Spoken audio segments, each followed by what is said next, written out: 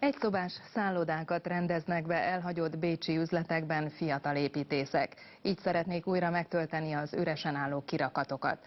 Szerintük az osztrák főváros óriási hoteljei személytelenek, így viszont a turisták úgy ismerhetik meg Bécset, hogy a belváros közepén az emberek között laknak.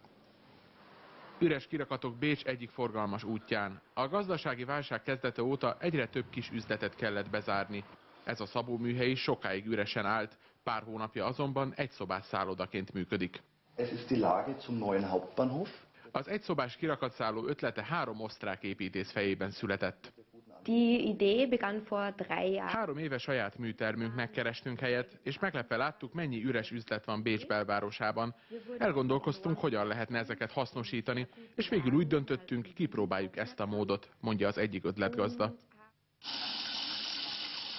A 20 négyzetméteres szabóságot teljesen átformálták, csak a fali képek emlékeztetnek az eredeti funkcióra.